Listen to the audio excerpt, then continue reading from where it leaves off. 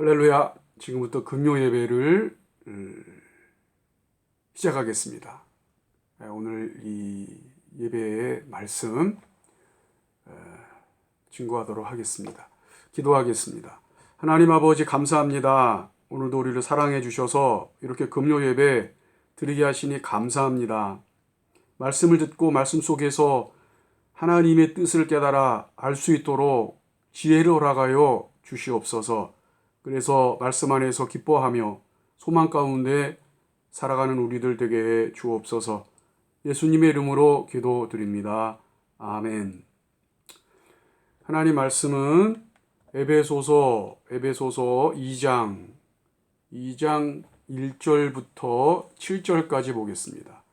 에베소서 2장 1절부터 7절입니다. 자, 찾으셨으면 제가 읽겠습니다. 그는 허물과 죄로 죽었던 너희를 살리셨도다. 그때 너희는 그 가운데서 행하여 이 세상 풍조를 따르고 공중의 권세 잡은 자를 따랐으니 곧 지금 불순종의 아들들 가운데서 역사하는 영이라. 전에는 우리도 다 그 가운데서 우리 육체의 욕심을 따라 지내며 육체와 마음에 원하는 것을 하여 다른 이들과 같이 본질상 진노의 자녀이었더니 긍휼이 풍성하신 하나님이 우리를 사랑하신 그 큰 사랑을 인하여 허물로 죽은 우리를 그리스도와 함께 살리셨고 너희는 은혜로 구원을 받은 것이라. 또 함께 일으키사 그리스도 예수 안에서 함께 하늘에 앉히시니 이는 그리스도 예수 안에서 우리에게 자비하심으로써 그 은혜의 지극히 풍성함을 오는 여러 세대에 나타내려 하심이라. 아멘.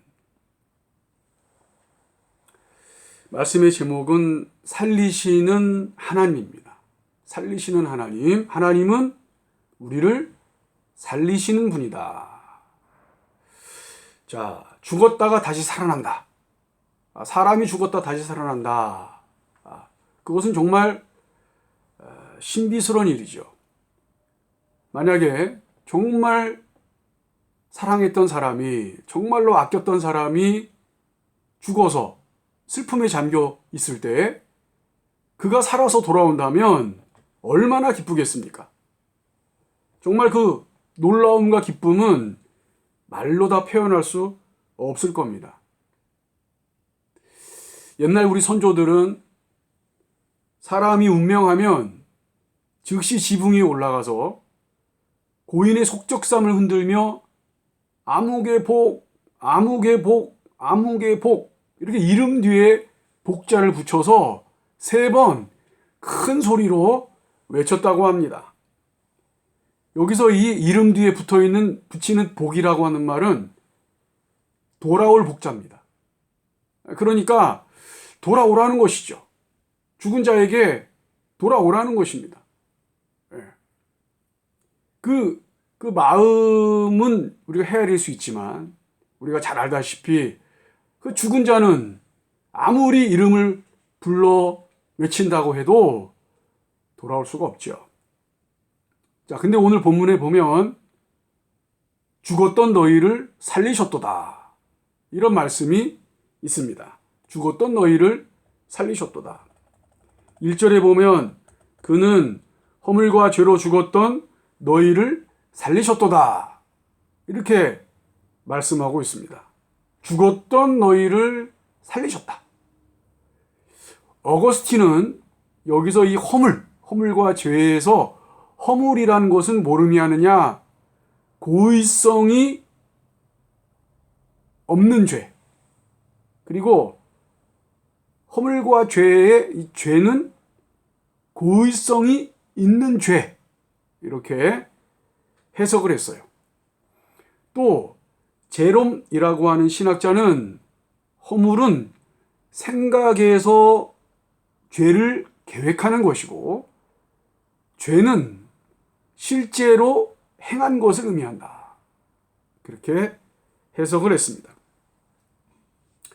이런 해석들을 종합해 보면 여기서 말하는 이 허물과 죄는 인간이 행할 수 있는 모든 죄를 포함한다.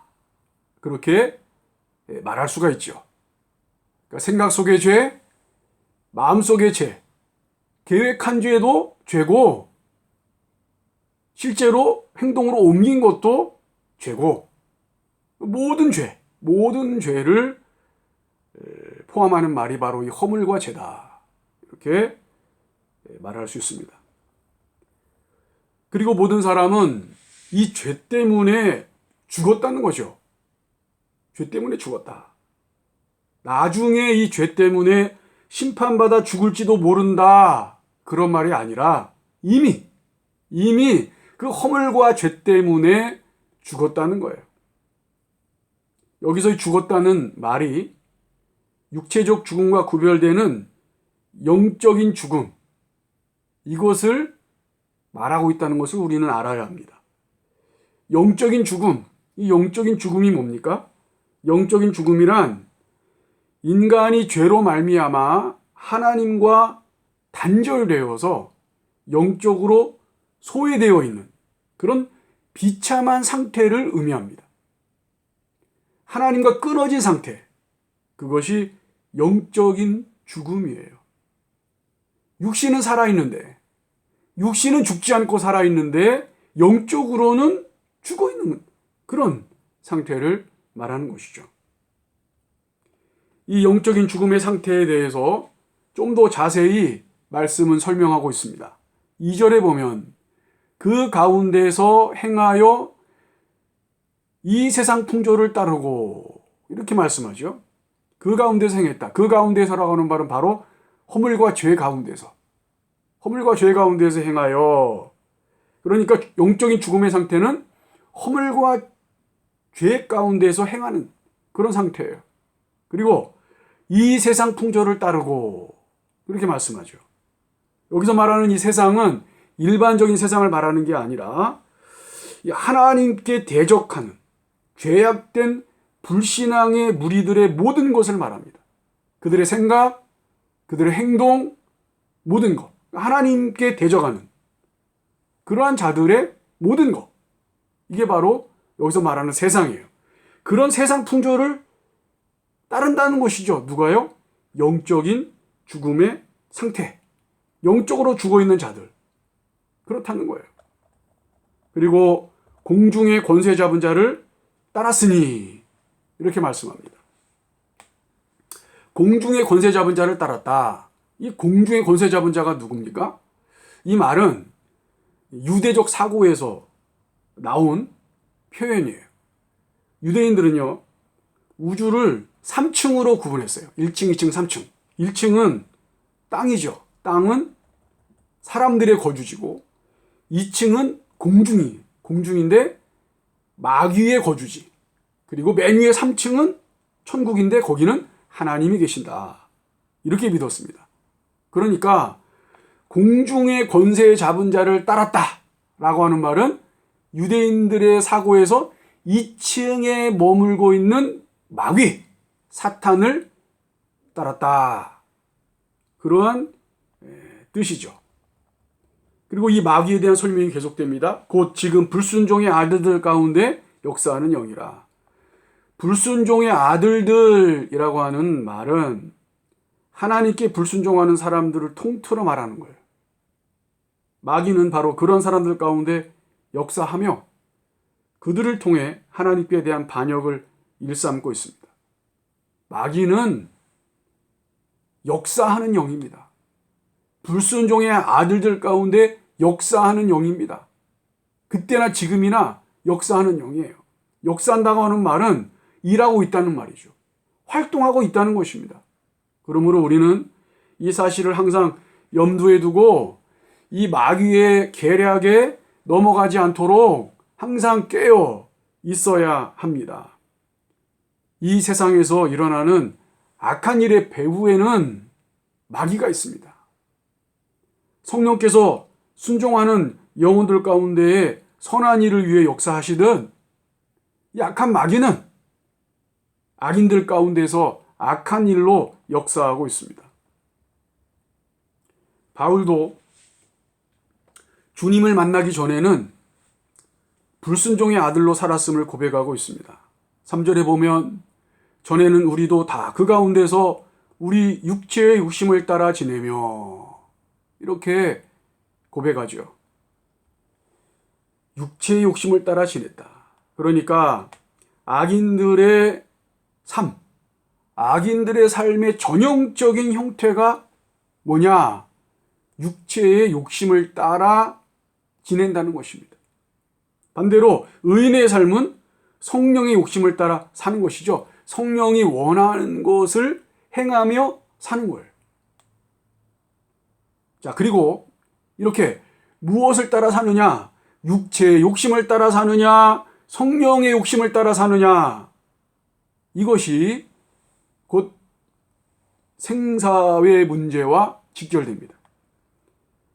로마서 8장 13절에 보면 너희가 육신대로 살면 반드시 죽을 것이로되 영으로서 몸의 행실을 죽이면 살리니 이렇게 말씀하고 있습니다. 육신대로 살면 반드시 죽습니다. 그 죽음은 이 땅에서는 영적 죽음의 상태를 맛보는 것이고 죽어서는 영원한 죽음의 상태, 즉 지옥으로 들어가는 것을 말합니다. 이 본질상 진노의 자녀, 본질상 진노의 자녀라고 하는 말, 이것도 참 중요한 말이죠.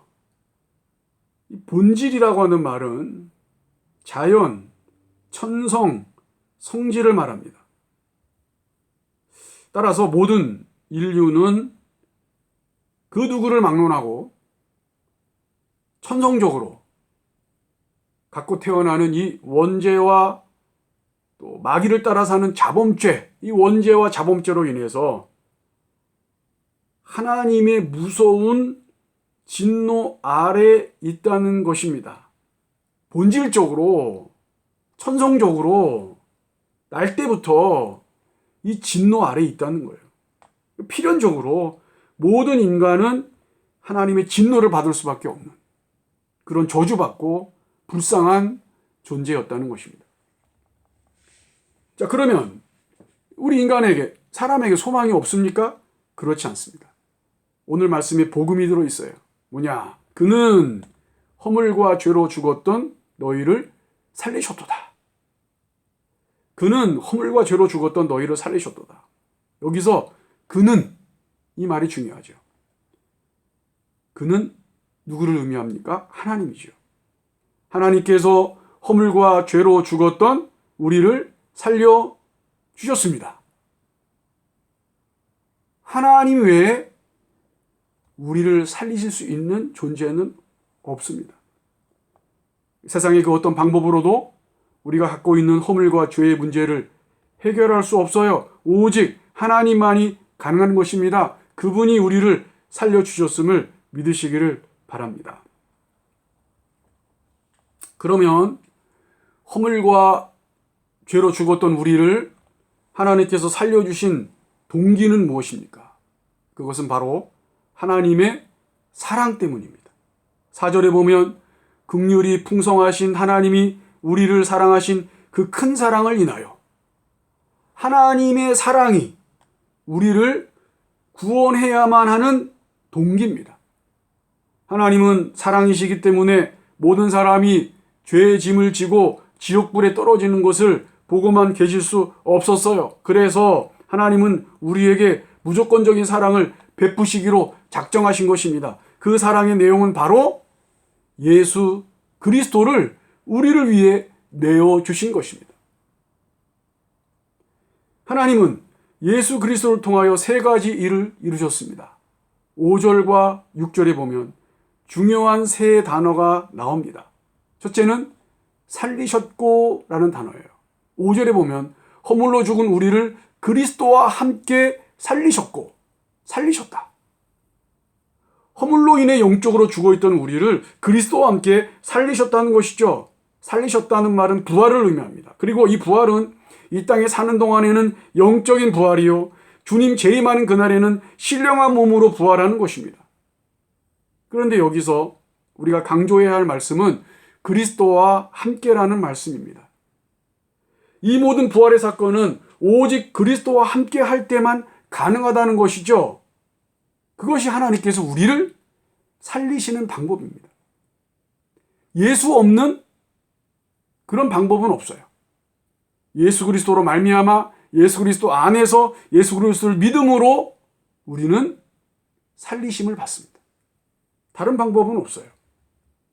두 번째, 일으키사라는 단어가 있어요. 6절에 보면 또 함께 일으키사. 5절에서는 그리스도와 함께 살리셨고 6절에서는 또 함께 일으키사. 살리신 자를 일으키셨다. 여기서 일으키셨다라고 하는 말은 승천을 말합니다. 하늘로 올리시는 거죠. 하늘로 올리시는 것. 사무엘상 2장 8절에 보면 가난한 자를 진토에서 일으키시며 빈궁한 자를 거름더미에서 올리사 귀족들과 함께 앉게 하시며 영광의 자리를 차지하게 하시는도다 라는 말씀이 있어요. 자, 세 번째 단어는 뭐냐? 앉히시니 라는 단어입니다. 6절을 계속 보면 또 함께 일으키사 그리스도 예수 안에서 함께 하늘에 앉히시니 하늘에 앉히셨다. 이것은 하나님 보좌 우편에 앉히심을 말합니다. 이 세 개의 동사 살리셨고 일으키사 앉히시니 이 세 개의 동사는 이미 과거에 다 이루어진 거예요. 과거의 이 일을 다 이루셨다는 것입니다. 변할 수 없는 사건인 것입니다. 결정된 사건, 과거에 이미 종결된 사건이에요. 그러니까 누구든지 예수님께서 십자가를 통해 이루신 구속을 믿기만 하면 이 놀라운 복에 동참하게 되는 것입니다. 하나님께서 예수 그리스도를 통해 이루어 놓으신 이 일에, 이 복에 동참하게 된다는 거예요. 우리가 믿을 때 예수님과 함께 고난을 당하는 것입니다. 또 십자가에 못 박혀 죽은 것입니다. 그리고 부활하고 승천하여 하나님 보좌 우편에 앉는 영광을 누리게 된 것입니다. 이 모든 일은 이미 예수님을 통해 2000년 전에 이루어진 사건입니다. 마지막까지 가봐야 알 일이 아니라 이미 일어난 일들이란 말이죠. 하나님께서 결정하셔서 이미 성취하신 일입니다. 그리고 이 모든 일을 한 단어로 표현하면 은혜입니다. 은혜. 한마디로 우리는 오직 은혜로 구원받았습니다. 거저받은 것입니다. 그러면 왜 하나님께서 우리를 그리스도와 함께 구원하셨습니까? 그 목적이 7절에 나와 있어요. 7절을 보면 이는 그리스도 예수 안에서 우리에게 자비하심으로써 그 은혜의 지극히 풍성함을 오는 여러 세대에 나타내려 하심이라. 이렇게 말씀하죠. 한마디로 현재는 물론 미래에까지 모든 사람들에게 하나님의 은혜가 얼마나 풍성하고 귀한 것인가를 전하도록 그렇게 하기 위해 우리를 구원하셨다는 겁니다. 하나님의 은혜를 입으로 전하고 행함으로 전하는 것이죠. 그렇게 하라고 우리를 구원하신 겁니다. 말씀을 정리합니다. 우리는 허물과 죄로 죽은 자요 본질상 진노의 자녀였습니다. 그러나 하나님께서 예수 그리스도로 말미암아 살리사 새 생명을 주셨습니다. 그래서 지금 우리는 영적으로 살아있는 하나님의 자녀입니다. 그리고 부모가 자녀를 돌보듯 하나님께서 꾸준히 우리를 돌보십니다. 이 모두 살리시는 하나님의 은혜입니다. 예수 그리스도 안에서 이 은혜에 감사하며 이 은혜를 증거하는 우리가 되기를 간절히 바랍니다. 기도하겠습니다. 하나님 아버지 감사합니다. 참으로 부족한 저희들, 본질상 진노의 자녀였던 저희들을 예수 그리스도 안에서 다시 살려주시니 감사합니다. 이 놀라운 은혜를 입었으니 감사 찬양하며 그 은혜를 증거하며 살아가는 우리들 되게 하여 주시옵소서. 예수님의 이름으로 기도드립니다. 아멘. 오늘 금요 예배 설교 말씀이 여러분에게 은혜가 되기를 바라고요. 사정상 오늘 금요 예배 이렇게 드리지만 주일 예배는 정상적으로 교회에 모여서 드리도록 하겠습니다. 항상 건강하시고요. 하나님의 은혜가 충만하시기를 간절히 바랍니다. 축도하겠습니다. 지금은 우리 주 예수 그리스도의 은혜와 하나님 아버지의 사랑하심과 성령님의 교통하심이 이 자리에 머리 숙인 심령들 위해 이제로부터 영원토록 함께 있을지어다. 아멘. 감사합니다.